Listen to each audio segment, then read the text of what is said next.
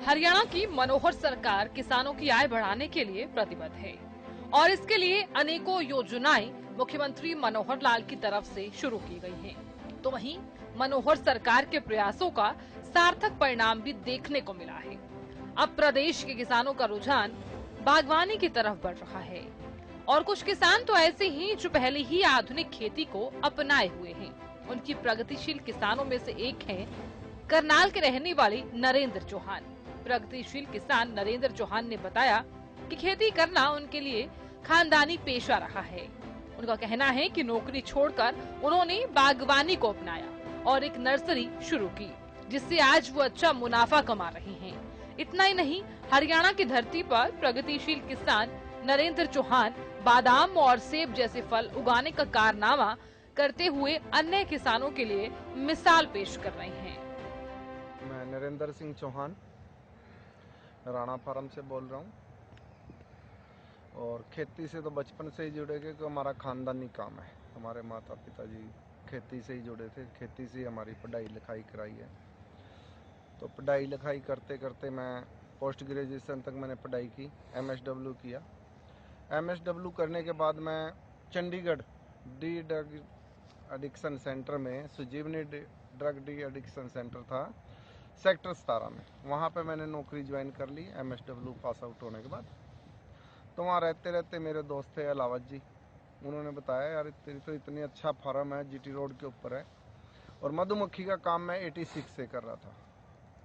तो मधुमक्खी का काम है ही है तो क्यों ना तू नर्सरी का काम कर लेता।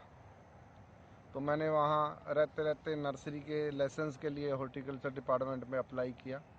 जैसे ही मुझे लाइसेंस मिला मैंने नौकरी छोड़ दी और यहाँ पे आके अपने बागवानी की नर्सरी मैंने स्टार्ट की। तो बागवानी में मेरा पूरा इंटरेस्ट था, इसलिए नौकरी में मेरा इतना दिल भी नहीं लगा। 90 से मैं अपनी नर्सरी चला रहा हूँ, लवली नर्सरी राणा फार्म पे, झिलमिल ढाबे के पास है जो।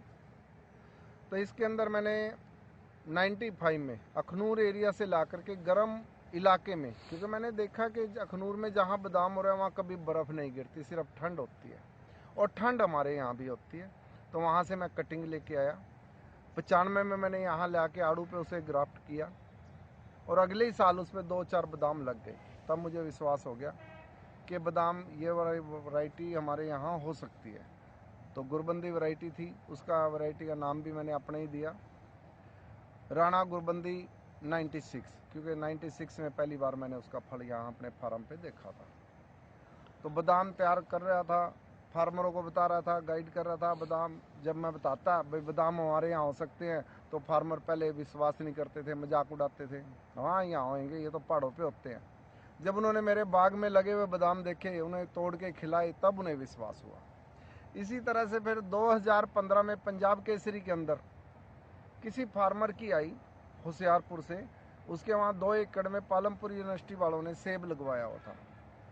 तो फिर मेरे मन में आया जब पालमपुर का सेब होशियारपुर में हो सकता है तो मेरे करनाल में क्यों नहीं हो सकता।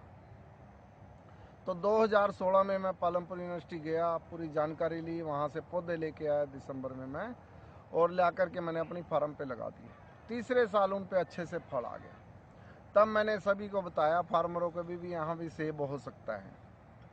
तो अपना राणा गोल्ड एप्पल करके मैंने अपना ब्रांड का नाम रखा है। उसके अंदर अन्ना है, डोरसेट गोल्डन है, हरमन 99 है, ये तीनों वैरायटी मैदानी एरिया में पूरी तरह से कामयाब है। तो कोई भी फार्मर हरियाणा में, पंजाब में, राजस्थान में, उत्तर प्रदेश में लगा के अच्छे से सेब और बादाम ले सकता है।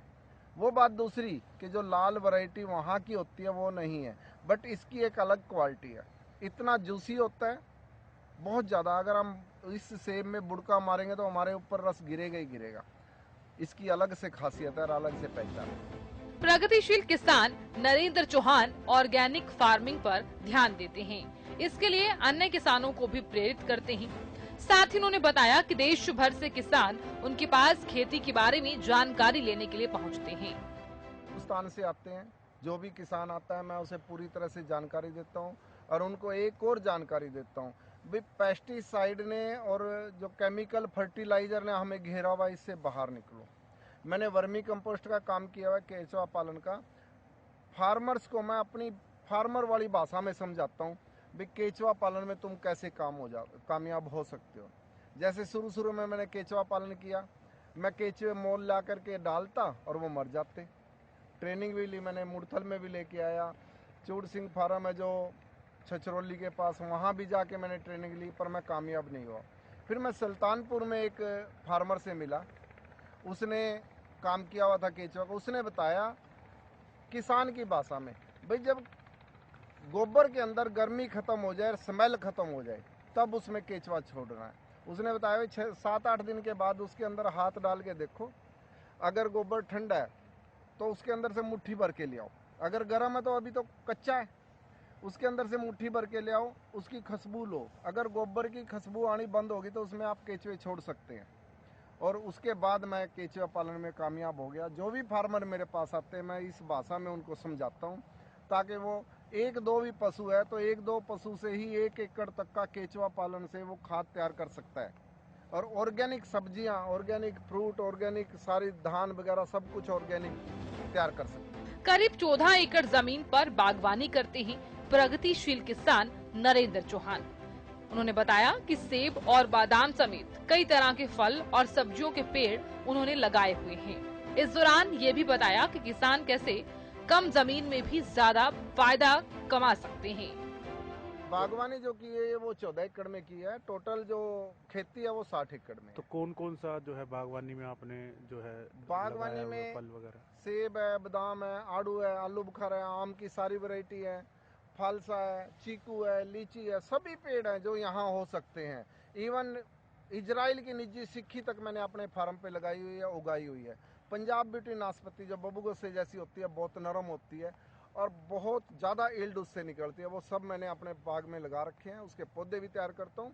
कोई भी फार्मर मेरे पास आता है पूरी जानकारी उसको देता हूँ, कब काट छांट करनी है, कब कैसे देखभाल करनी है, कैसे कब कब इसमें खाद डालनी है, पूरी जानकारी जितना मुझे पता है मैं बताता हूँ किसान। तो किस तरह से सर किसान मुनाफा कमा सकते हैं सरल भाषा में, क्योंकि भूमिहीन किसान जिनके पास कम भूमि है किस तरह से मुनाफा ले सकते हैं? अभी मैंने 1 एकड़ आपको दिखाया जिसके अंदर मैंने आड़ू लगा रखा है और दशहरी आम लगा रखा है। दशहरी आम की कोई भी वैरायटी लो 12 साल में जाके यंग होती है, फल देना 3 साल बाद शुरू कर देगी, पर यंग जो होगी ना, इनकम जिसे कहते हो, तो कम से कम 12 साल बाद शुरू होती है। उससे पहले मैंने उस पर 10-10 फुट पे आड़ू लगा दिया है। आड़ू की लाइफ ही 6-7 साल है। आड़ू तो दूसरे तीसरे साल 20-30 पेड़ सूखते रहते हैं, मैं नए लगाते रहता हूँ। जब तक आम का पेड़ यंग नहीं होगा, पूरा फल नहीं देना शुरू होगा, उससे आड़ू से मुझे इनकम मिल रही है। दूसरा, उसके अंदर मैंने सर्दियों में हमें क्योंकि खेत की साफ सफाई तो करनी है, अक्टूबर में मैंने 20 अक्टूबर को उसके अंदर मसूर बो दिया था। आड़ू को पानी नहीं देना होता और मसूर को भी पानी नहीं देना होता। एक आध बारिश आ जाती है उसी पे पक जाता है, ज़्यादा बारिश आ जाए उससे भी मर जाएगा, पानी देंगे तो मर ही जाएगी। इस तरह से किसान अगर मल्टी एम से देखेगा, अलग अलग नज़रिए से देखेगा, भाई मैं जो मेहनत कर रहा हूँ क्यों ना ऐसी मेहनत करूँ कि वो फ्रूटफुल हो। जब मैंने बरसात के बाद इसकी साफ सफाई की, नड़ाई गुड़ाई की, इसमें पड़ेवा करके बहा के इसमें मसूर बो दिया और मेरी मसूर भी हो जाएगी और बाग भी साफ सुथरा है। और उसमें मैंने दशहरी आम पूरे में लगा रखा है और आड़ू लगा रखा है। कितनी इनकम सर होती है सीजन वाइज, जिस तरह से फ्रूट अलग अलग आता जैसे है? तो 1 एकड़ से मैं लगाऊं तो मसूर, आड़ू सारा कुछ लगा के 1,40,000 तक 1 एकड़ मुझे दे जाता है अभी। और जिस दिन मेरा दशहरी आम पूरा यंग हो जाएगा तो उस दिन ये सोचो कम से कम 2.5 लाख का 1 एकड़ मेरा जाएगा।